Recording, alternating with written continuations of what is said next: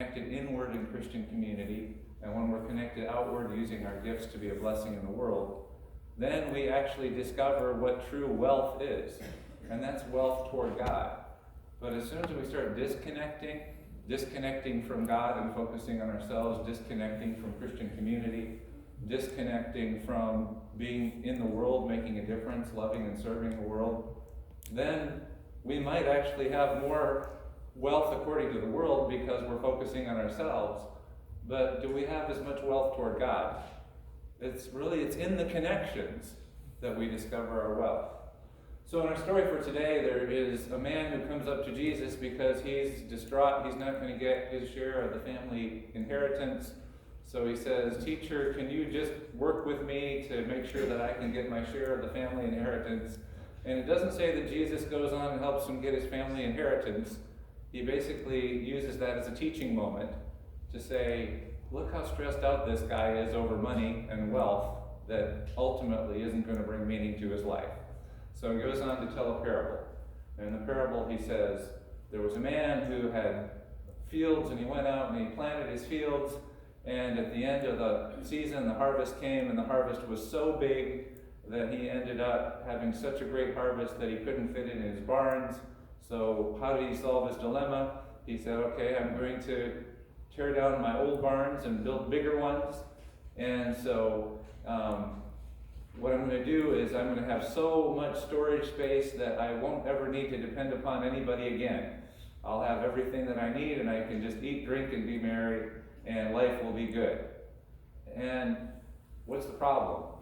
God says to that man, well, that's nice, you have all these things that you planned to store up for all these years, but you don't have all those years. Tonight your life is being demanded of you. And you haven't figured out where true wealth comes from. So it is with those who are wealthy toward the things of the world, but who are not wealthy toward God. And so as I think about our mission statement isn't just how do we go and be church in the world, but our mission statement is how can we actually be people who live lives that are wealthy in the things that really make a difference in the world. And so I'm going to look and just use this as a time for you to look at your life and think, where are you in your wealth, in your wealth accumulation? This isn't a Dave Ramsey course, but this is where are you in your spiritual wealth in your life? So looking at our story, it says that the guy who's focused on just accumulating earthly wealth actually ends up becoming spiritually poor. And so let's look at our mission statement. I want to invite you to look and see, how are you doing in your own accumulation of wealth that really matters? So the first direction of our mission statement is connecting upward toward God. And just thinking through my life, I'm not quite elderly yet, but I'm moving that way. But just thinking about how life has changed, that early on when you're just barely making enough to make it from paycheck to paycheck, and you're worried, you're thinking, okay, well, I hope that I can make this work, and I hope that we can get diapers and formula and all that stuff. Just thinking early on, I had lots of reasons to pray. Lots of reasons to pray, God, we need you to show up, we need you to provide, because if you don't show up, then we're not going to make it. And can anybody else relate to a stage in life where you spent a lot of time praying because you knew that you really needed God to show up all the time? And I think for many of us early on, as we're trying to get our life going, we spend a lot of time, and a lot of it is, God, I need to ask, is this the person I'm supposed to marry? Or God, I need to ask, is this the degree I should take? Is this the job I should take? And we find ourselves leaning into God a lot.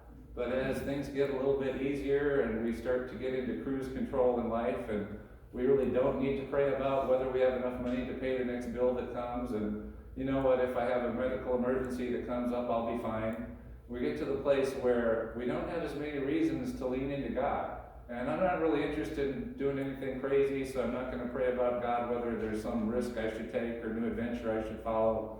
I'm just sort of comfortable. I've disconnected from having my life on the accelerator, or my foot on the accelerator pedal, and I'm just sort of coasting. The problem with that is, who ends up not getting a whole lot of attention sometimes when we're just sort of coasting through life? God. So I want to invite you to look at your life. That are you at a place where maybe you're earthly life, as far as what your resources are and your wealth, might be just fine, but in the process you've lost some of that connection with what brings true wealth. And that is turning to God and just talking through what's going on in your life and what you need and what's going on. Though later on sometimes, and I'm discovering this too, sometimes it's more the health issues that start bringing you back into the communication with God as your wealth issues stop to be as much of a big deal. But look at your life. Is your focus on your connection with God, or is your focus on your just being at ease because you're not really worried about much of anything because you've got everything taken care of? So what about the second area of connection? Connecting inward. Once again, early in our marriage, Betsy and I really sought out to have small groups. We really sought out relationships. And the first couple places in Boise where I did my internship, we had friends that became lifelong friends. And in Beloit, where in my first church, we had friends that became lifelong friends. As we needed each other because we were learning what marriage was and we were learning about parenting.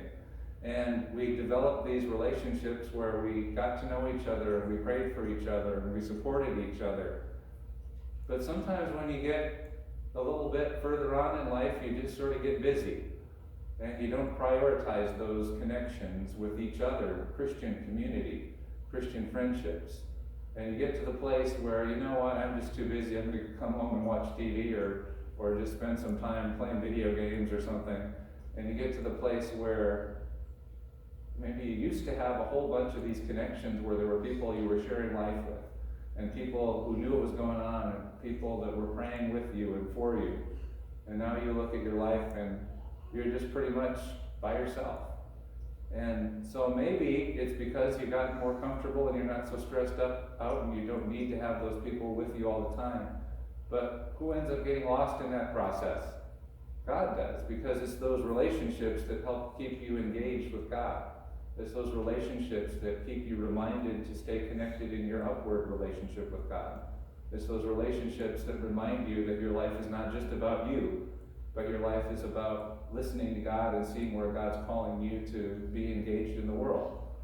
So to look in your life, the second area of evaluation is, where are you in your wealth toward God when it comes to Christian relationships? You're connecting inward. Do you have people who actually know what's going on in your life? Do you have people who will, at the spur of the moment, pray for you, that will ask you what's going on? Or are you at a place where you're just sort of trying to make it through on your own? I'm at home, I've got my bathrobe on, I've kicked my feet up, and I'm just going to make it through by myself. We might think that that's the sign of success, that we can be at home with our bathrobe on, with our feet kicked up. But really what it says is that we've lost what really makes life valuable. We've lost what true wealth toward God is, and that is our connections with each other.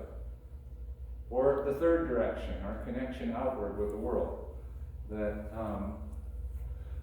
lots of times when we're younger, we're engaged and we're trying to figure out where we belong and we're out doing things, and after a while we get to the place where, you know what, I'm just so comfortable, I really don't need to go out, and I've got the things that I need for myself. And but do you think that we're designed to fully discover who we are and fully live life when we're just sort of living for ourselves?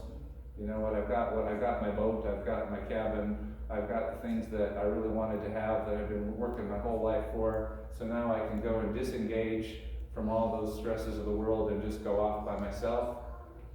But what if the engagement with the world is actually a big part of who we're designed to be?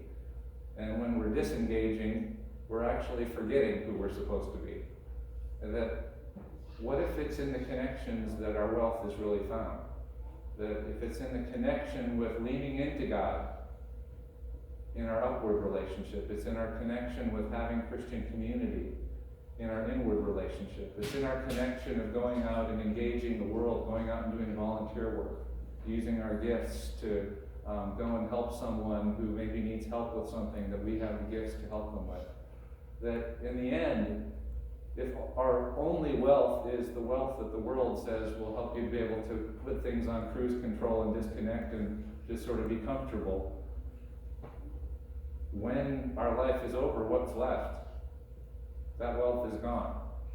But if we've lived a life that's been in the habit of staying connected rather than aiming to become disconnected, because isn't that really what our desire is, to retire so that we can disconnect from all these things, disconnect from our worry about money, disconnect from our dependence on other people, disconnect from all those responsibilities out in the world, so that we can just sort of kick up our feet and relax.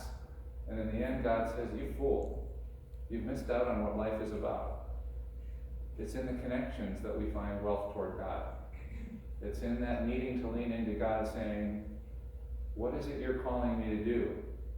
What is it that I'm missing out on because I'm just sort of living life by myself?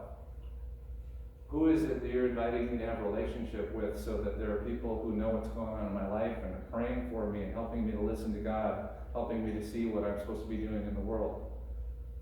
And what is it that you've created me for?